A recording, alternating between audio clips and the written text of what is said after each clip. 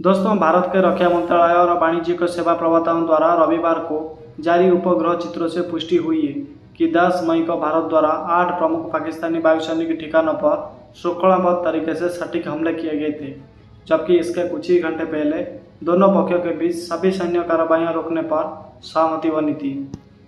रविवार को मामले से परिचित लोगों ने बताया कि भारत की सेना ने 10 मई की सुबह 26 सैन्य ठिकानों पर हमला करके पाकिस्तान के प्रयासों के जवाब में मिसाइल और अन्य लंबी दूरी के हथियारों से 8 पाकिस्तानी एयरबेस को निशाना बनाया।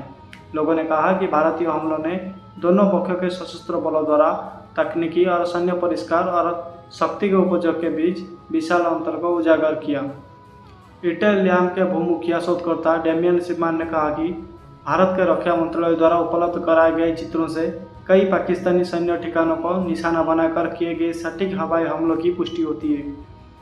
साइमन का कहना है कि ऐसा प्रतीत होता है कि ये हमले जानबूझकर विशिष्ट सैन्य बुनियादी ढांचे को बेअसर करने के लिए किए गए थे, ताकि अतिरिक्त क्षति से बचा जा सके।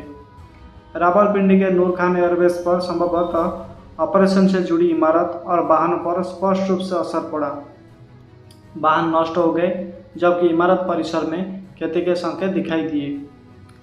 पंजाब प्रांत के सरगोदा में एयरबेस की हवाई पट्टी पर 2 जगह पर हमला हुआ, जिससे रनवे की मरम्मत पूरी होने तक उड़ान भरने और उतरने की संभावना कम होगी।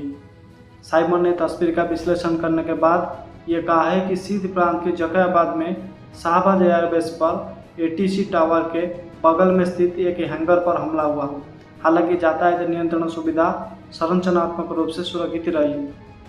साइमन का कहना है कि पंजाब प्रांत के रहीम यार खान में स्थित एयरबेस पर रनवे को व्यापक क्षति हुई तथा अनिर्णित संरचनात्मक परंतें उजागर हो गई है, जो दीर्घकालिक व्यवधान का संकेत देता है। ऊपर उल्लिखित लोगों ने यह बताया कि रहीम यार खान स्थित अनुष्ठान व प्रतिष्ठान को सबसे अधिक नुकसान पहुंचा है, जहां रनवे पूरी तरह से नष्ट हो गया है।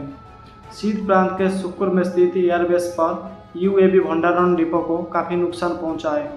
छत क्षतिग्रस्त है और मलबा बिखरा हुआ है।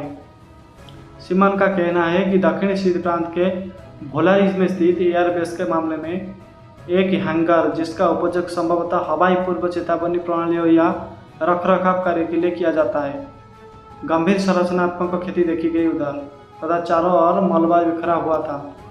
उन्होंने कहा कि 8 वायुसैन्य ठिकानों पर हमलों के अलावा उपग्रह चित्रों से ये पता चला है कि भारतीय सेना ने स्पष्ट रूप से उन रडार प्रतिष्ठानों को निशाना बनाया जो संभवतः पाकिस्तान के पूर्व चेतावनी और निगरानी प्रणालियों से जुड़े थे, और इससे पाकिस्तानी वायुसेना की निगरानी और संचालन में संभावित व्यवधान उत्पन्न होगा।